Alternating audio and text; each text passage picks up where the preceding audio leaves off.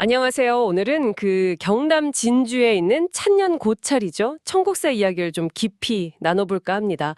보내주신 자료들을 쭉 훑어보니까요. 아, 이게 단순히 오래된 절이 아니라 정말 많은 사연을 품고 있는 곳이더라고요. 네, 맞습니다.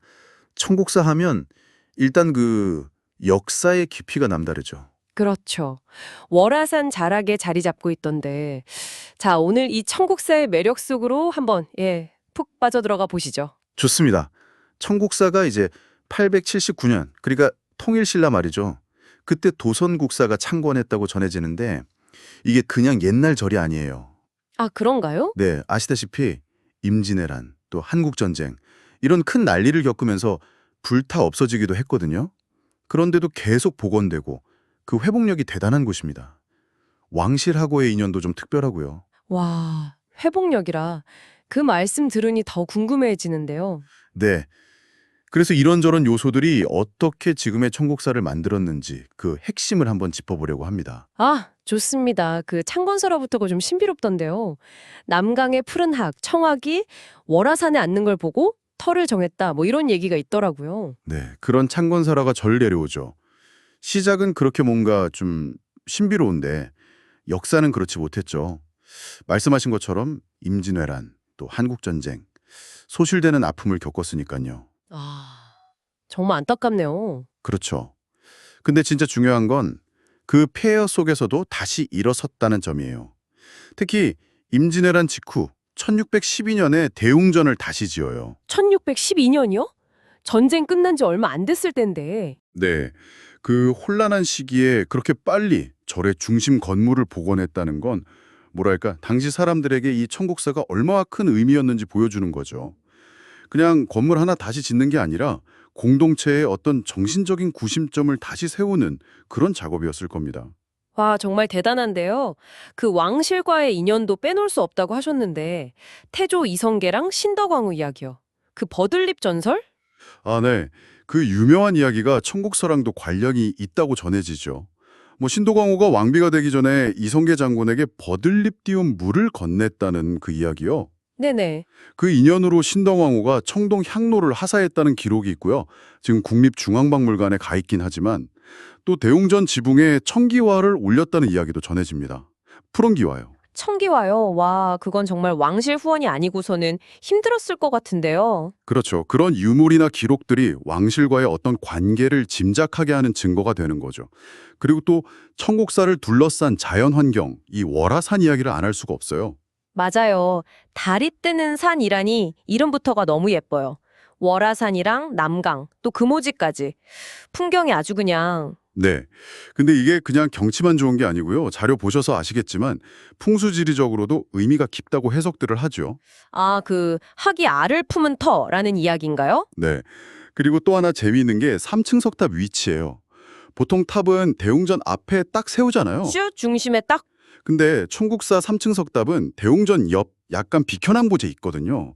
이게 그 풍수에서 말하는 비보, 즉 부족한 기운을 보충하고 나쁜 기운을 막는 그런 역할을 하도록 일부러 거기에 세웠다는 해석이 있어요. 아하, 일부러요? 그냥 지은 게 아니라. 네, 자연 지형과 조화를 이루면서 어떤 좋은 기운을 만들어낸 뭐랄까 건축과 신앙, 자연관이 결합된 거죠. 심지어 거기 혹바구미 같은 희귀 곤충도 산다고 하고 야생 차나무도 자란다고 하니 생태적으로도 참 의미 있는 공간이에요. 정말 신기하네요. 그런 자연 속에 있는 건물들, 특히 대웅전이 1612년에 다시 지어졌다고 하셨는데, 그럼 경남에서는 꽤 오래된 건물인 거죠? 맞습니다. 경상남도 문화재 자료인데 현존하는 목조 건물 중에서는 아주 오래된 편에 속하죠. 그 건축 양식도 좀 주목할 만한데요. 주심포 양식이라고. 주심포요? 네. 기둥 위에만 이렇게 지붕 무게를 받치는 장식 구조물, 공포라고 하죠. 그걸 얻는 방식이에요. 그래서 좀 더 감결하고 단정한 느낌을 줍니다. 그 처마 곡선도 참 아름답고요. 안에는 보물로 지정된 목조 석가 3존 물상이 모셔져 있고요. 1615년에 만들어진 걸로 알려져 있습니다. 아, 그리고 업경전이요. 거기는 명부전이라고도 하던데, 거기 시황상들 표정이 그렇게 재밌다고요. 명부전 하면 왠지 좀 무서운데. 맞아요. 그게 또 청국사의 매력인데요. 업경전에 모셔진 목조 지장보살 3존상이랑 시황상들이 보물인데 특히 그 시황들 표정이 뭐랄까 근엄하거나 무섭다기보다는 되게 인간적이고 심지어 좀 익살스러워요.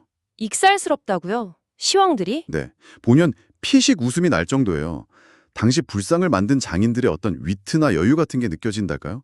이런 표현은 다른 절에서는 정말 보기 드물죠. 1657년 작품입니다. 와, 꼭 한번 보고 싶네요. 그 외에도 원래 신덕황후 위패 모셨던 서별전도 있고 고려시대 양식이라는 삼칠석탑도 그렇고 정말 볼거리가 많네요. 네, 그렇죠. 특히 문화재 이야기가 빠질 수 없는데 청국사에는 국보도 있어요. 국보요?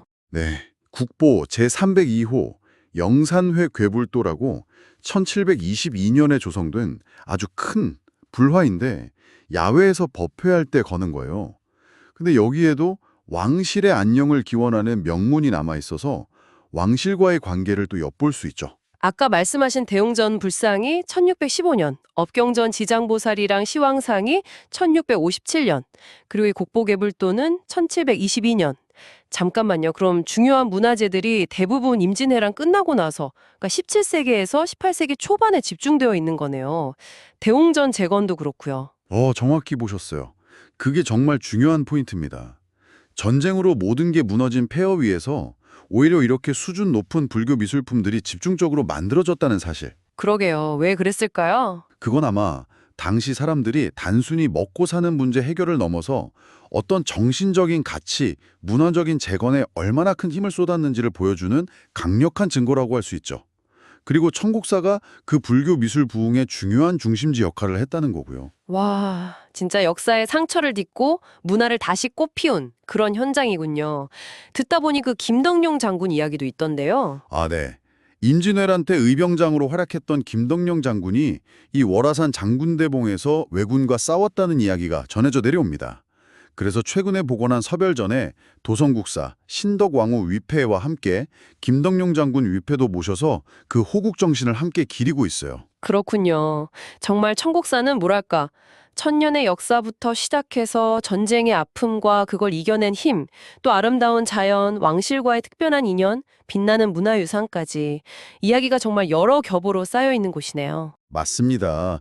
단순히 오래된 절, 경치 좋은 곳, 이걸 넘어서 우리 역사의 어떤 중요한 순간들, 그리고 그 시대를 살았던 사람들의 염원과 의지가 아주 복합적으로 녹아있는 공간이죠. 특히 그 17세기 불교 미술품들은 당시 사회상과 예술 수준을 생생하게 보여주는 뭐랄까 살아있는 타임캡슐 같아요. 들어보시는 여러분은 청국사가 어떤 의미로 다가오시나요? 그냥 조용한 산사에서 쉬는 것도 좋지만 이런 깊은 역사의 무게, 또 그걸 이겨낸 우리 선조들의 어떤 의지 같은 걸 함께 느껴보는 것도 청국사를 찾는 또 다른 즐거움이 아닐까 싶습니다. 네. 그래서 마지막으로 이런 생각을 한번 해보면 어떨까 싶어요. 청국사처럼 몇 번이고 부서지고 다시 세워지면서 그 자리를 지켜온 공간들이 있잖아요. 이런 것들이 우리에게 말해주는 건 뭘까? 어쩌면 그건 단순히 건물을 복원하는 행위, 그 이상으로 그 안에 깃든 기억과 정체성을 어떻게든 지켜내려는 인간의 어떤 본능적인 노력 같은 게 아닐까요? 아, 기억과 정체성을 지키려는 노력이라. 네. 혹시 여러분 주변에도 이렇게 여러 시간의 층을 간직하고 또 상처를 딛고 다시 태어난 그런 특별한 장소가 있는지 한번쯤 떠올려 보는 것도 의미 있지 않을까 그런 생각을 해봅니다.